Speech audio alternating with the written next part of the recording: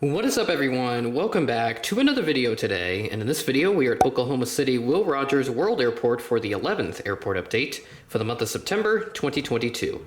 Going back to the old days of the handheld style airport updates, so this update will kind of remind me, it is kind of reminding me right now actually, of some of the older airport updates from the folks like Red River Aviation from circa 2019 and even into parts of 2020 before we switched over to the tripod stuff. And I unfortunately forgot that in the process of coming back home this weekend. So we're gonna go a little bit of handheld style with this update. So making the best out of a not ideal situation. I wouldn't call it bad, but it's just not, ideal for me. So we got a nice United lineup up there, as you can see, and then obviously some good lineup of the more traditional stuff. Nothing too exciting in this update because the last two updates for Oklahoma City, they've had quite a bit going on. So I figured we'll just kind of slow the pace down a little bit for this update, try to make sure we can get a nice, reasonable average update in for this month. So we'll go ahead and get started over here at Gate 11 with this first aircraft in mind, the United Express CRJ-200 in the Continental Globe livery. This aircraft arrived in on a service from Chicago O'Hare, Flight 5717, operated by SkyWest Airlines, at 9:55 p.m. ahead of a scheduled 10:13 p.m. arrival. And to make things a little bit easier on me since I'm going handheld, I figured I'd kind of try to make this all in one take, apart from a couple of minor slip-ups that I'll have whilst I'm speaking.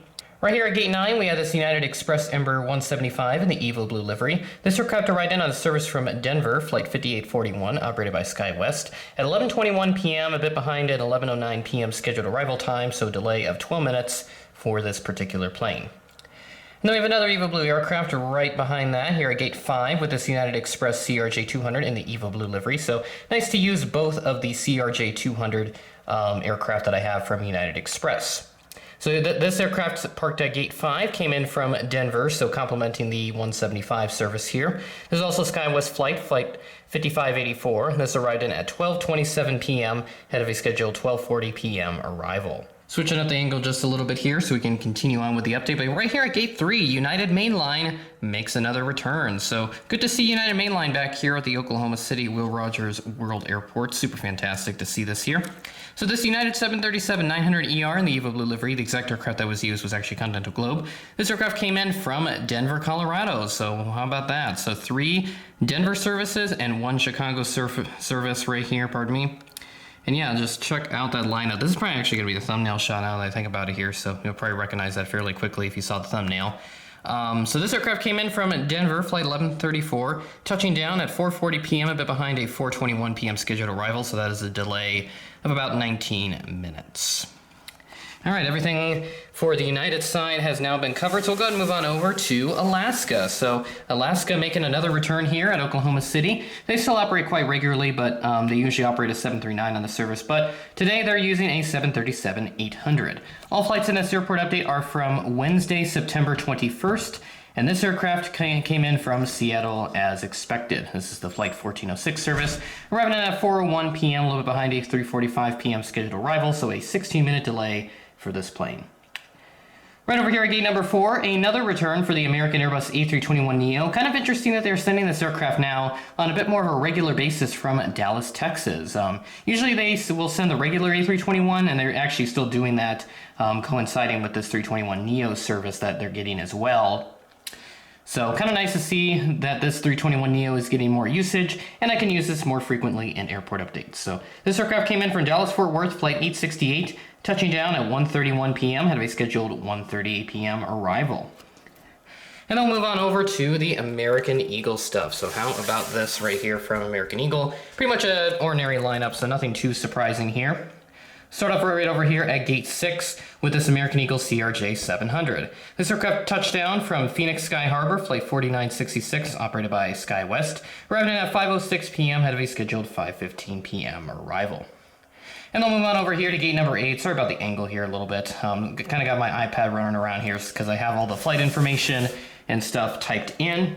So I'll try to get myself better positioned here. Oh yeah, this is a nice low shot right here. I haven't tried this out yet for Oklahoma City. Let me know if you guys like this angle style here. I may try to bring back my phone once I figure out all the issues with it, and so that the footage doesn't come out overexposed when I finish putting it all together in Adobe Premiere and have it encoded through the media encoder.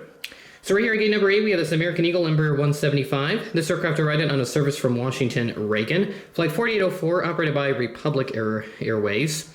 This touchdown at 4:03 p.m. had a scheduled 4:16 p.m. arrival.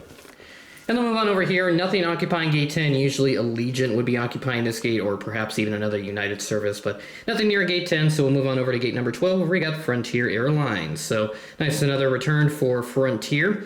On a bit more of a regular service from Las Vegas, this is flight 1990, arriving in at 3:55 p.m., delayed from a 3:14 p.m. scheduled arrival, so over 40 minutes of a delay for this aircraft. Whew, kind of running out of breath here. Yeah, so that's what happens when I speak for too long and quite rapidly as well. I just can't speak straight sometimes, and that kind of ends up resulting in me having some slip-ups and having to make some jump cuts and all that. So here we go with the southwest section of this update. So right over here at gate 16, we'll go and do a nice slow zoom in. Right here on the Southwest 737-800 here at gate 16. This aircraft arrived in on a service from Denver, flight 5722. So Denver service is getting a strong performance here at the Oklahoma City Will Rogers World Airport for this update. This aircraft touched down at 5:24 p.m., a little bit behind a 5:20 p.m. scheduled arrival, so you're just looking at a 4-minute delay for this particular aircraft. And then making more references here with the Southwest 737-800 here at gate 18. This aircraft touched down from San Antonio, Texas. So a bit of a unique service here for Southwest, from San Antonio to Oklahoma City. This is flight 2506, which arrived in at 2:51 p.m. ahead of a scheduled 3 p.m. arrival. No more Southwest planes here, but I just do want to make a quick mention that we do have the Canyon Blue and Desert Gold Retro Max 8 airframe starting to come together. I think the wings have just been put on the fuselage, and it should be getting painted here in the not-so-distant future. So I would expect by the end of this year, both those aircraft will be flying, and I really hope that Gemini Jets makes models of those, so we'll add those to the wish list once the airframes are completed and they have entered service.